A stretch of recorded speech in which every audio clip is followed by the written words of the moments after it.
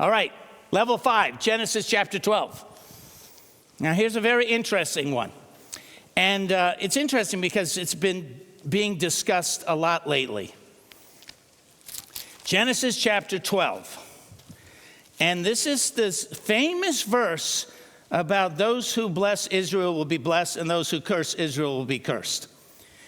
So in Genesis chapter 12, verse 1, the Lord had said to Abram, go from your country, your people, and your father's household to the land I will show you. So I'm going to take you, Abraham, and you're going to go to a land that's going to eventually be known as Israel. And all these relatives that come from you, the Jewish people as we would know them, are going to live in that land. Verse 2, I will make you into a great nation, and I will bless you. I will make your name great, and you will be a blessing. And Abraham, of course, is the great-great-great-great-great-great-great-great-great-grandfather of Jesus, from Jesus' human nature. And from the Jewish people, we get the Old Testament. Actually, we get the New Testament, too. All the writers of the New Testament were Jewish believers who believed in the Messiah. Verse 3, I will bless those who bless you, and whoever curses you, I will curse. And all peoples on earth will be blessed through you. So there's been a lot of debate because of the war going on with Israel and Palestine, whether this promise, whether this principle applies today or not. Now, we're going to go into the future, because this principle, the nation of Israel doesn't even exist yet, so it's like God's giving a prophecy in the future that those who bless Israel, which doesn't even exist, that will be blessed, and those who curse Israel will be cursed.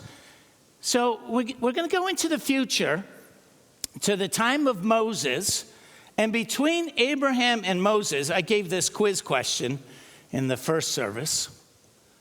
How many years is it between Abraham and Moses getting the 10 Commandments? Does anyone know? 500 years. Very good guess. Believe it or not, the answer is in the New Testament.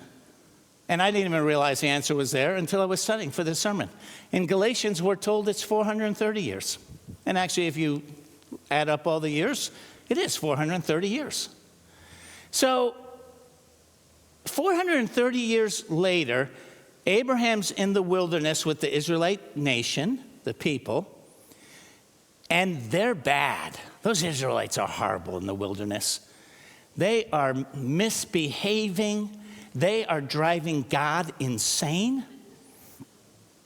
In fact, God gets so fed up with them that he says it was supposed to take 1 year to go from Egypt to the promised land, Israel. But God says, you know what? I can't. You guys are so bad, there's only 2 of you that are going to make it into the promised land. You're going to wander in the wilderness 40 years until all of you 20 years and older drop dead. So that's how bad they are. So in Numbers, there's a story where Balaam is hired to curse the Israelites. And God comes to Balaam and says, Balaam, let me give you the principle, Balaam. And here's the principle that Balaam then says, I can only tell you what God tells me to say. May those who bless Israel be blessed, and those who curse Israel will be cursed.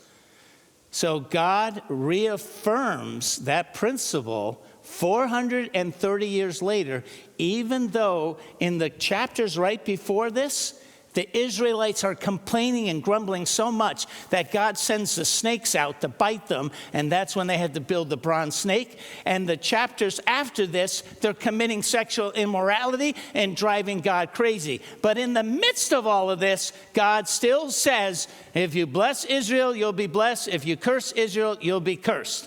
So let's come to present day Israel. I'm having a tough time sometimes until I ask the question, okay, what does it mean to bless Israel? How did the Apostle Paul talk about blessing Israel? Because they were, pretty stubborn at the time of when Paul was on the earth. And Paul writes in Romans 10:1, brothers and sisters, my heart's desire and prayer of blessing to God for the Israelites is that they may be what? Saved. Because after all, if we are blessing Israel, if I'm blessing Israel today, and what I'm praying for is for the Jewish people over in Israel today to be happy. That's what to bless means, that they're happy. Some Christians get mixed up and think, oh, well, that means that they need to win the war. Or, oh, that means that they need to get lots of money. But you and I know, what does it really mean to be happy? What is level 1 of being happy? To know Jesus. So when I'm praying for Israel to be blessed, it's not that I agree with everything that Israel is doing. But I'm praying for their blessing. I'm praying that their eyes are open and they realize that Jesus is their Messiah, that he's their Savior, that he's coming back, that they find salvation and they truly are blessed and get an inner happiness that changes their life. Oh, by the way, Christians are commanded in the New Testament to bless everyone. If someone curses you, you are not any longer supposed to curse them back. As Christians, if someone curses you, you're to pray a blessing on them. And of course, so if there's some enemy who doesn't like me, Joe, I don't like you, I'm disgusted with you. I'm praying, God, would you bless them and lead them to Jesus?